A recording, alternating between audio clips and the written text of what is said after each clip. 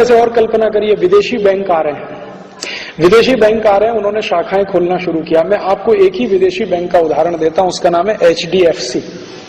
1992-93 में ये बैंक जब भारत आया था तो इसकी एक शाखा खुली थी, सिर्फ एक ब्रांच थी, और उसमें डिपॉजिट जीरो था। एक ब्रांच थी, डिपॉजिट उसमें जीरो था। HDFC भारत आया था तब। आज HDFC को भारत में व्यापार करते हुए 10 साल हो गया है। HDFC की 10 साल में 243 ब्रांच भारत में खुल चुकी हैं और उनके पास 70,000 करोड़ का डिपॉजिट है। जीरो से शुरू किया था, 70,000 करोड़ का डिपॉजिट उन्होंने इस देश के लोगों से इकट्ठा कर लिया है। अगले साल से WTO की कंडीशंस आने के बाद HDFC को और खुला मार्केट मिलेगा और वो 1000 शाखाएं बनाएंगे और हो सकता है 2-3 लाख करोड़ का डिपॉजिट करेंगे।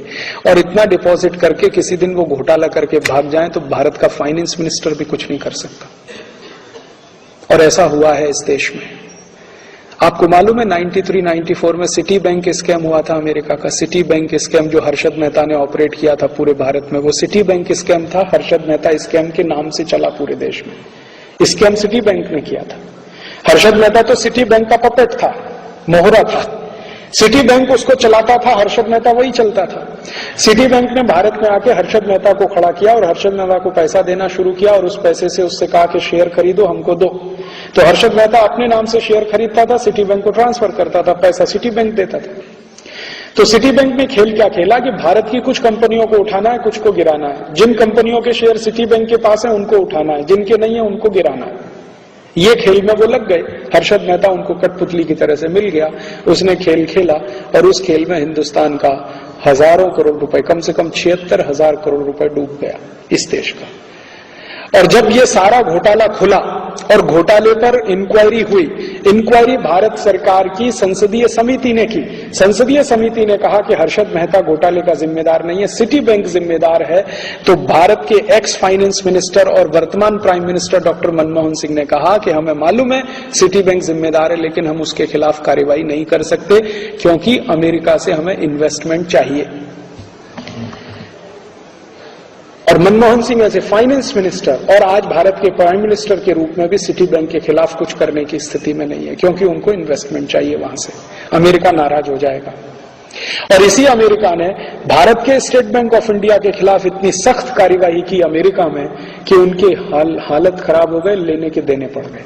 इसी अमेरिका ने भारत की एक स्टेट बैंक ऑफ इंडिया की एक ब्रांच अमेरिका में इन्वॉल्व हो गई थी कुछ ऐसे ट्रांजैक्शन में जिनका पता नहीं था, और अमेरिका ने डाउट किया था कि ये ट्रांजैक्शन हुए हैं टेररिस्ट को। अमेरिका में एक नियम है, एक अमाउंट से ज्यादा का पैसा निकाला जाए और जमा किया जाए तो उसका सारा इंक्वायरी करना है, नहीं करेंगे तो बैंक जिम्मेदार है उसके लिए।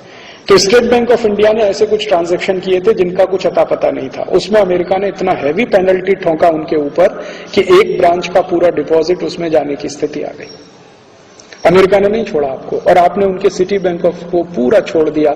हाँ, इतना घोटाला किया तो भी हम मंजूर करते हैं। और आपको मालूम है रामनिवास मिर्धा नाम के एक मेंबर ऑफ पार्लियामेंट, उनकी अध्यक्षता में बनी संयुक्त जांच समिति ने यह कह दिया था कि सिटी बैंक को भारत से वाइंड अप करने का आदेश दीजिए, इनका बोरिया बिस्तर बंद करा दीजिए, नहीं तो ये देश को लूटेंगे। वो संसदीय समिति की रिपोर्ट धूल खा रही है और सरकार ने आज तक कुछ नहीं किया, क्योंकि अमेरिका से डर है।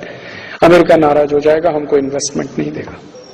अभी नेक्स्ट ईयर से city bank, HDFC, ANZ Grindlays, standard chartered, ये सभी बैंक खुले आम अपनी शाखाएं खोलेंगे। वो शाखाएं खोलेंगे कहां? किसी गांव में नहीं। और वो शाखाएं खोलेंगे ऐसी जिसमें आप 50 रुपए डिपॉजिट करा के अकाउंट नहीं खुला सकते। उनके लिए मिनिमम है 5,000, 10,000, 15,000, 20,000, 40,000।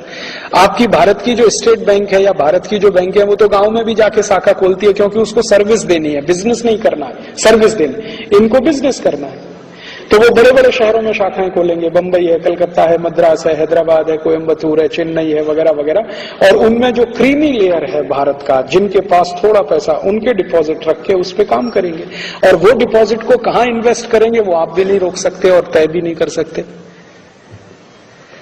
तो आपके देश की खून पसीने की कमाई, पूंजी, जो डोमेस्टिक सेविंग्स है, वो विदेशियों के हाथ में आप दे देंगे। इसी तरह से बीमा के क्षेत्र में वो आएंगे, इसी तरह से हर क्षेत्र में वो घुस जाएंगे। और इस तरह से घुस के वो क्या कर सकते हैं भारत का एक उदाहरण देके मैं मेरा व्याख्यान खत्म करता हूं। क्या कर सकते हैं?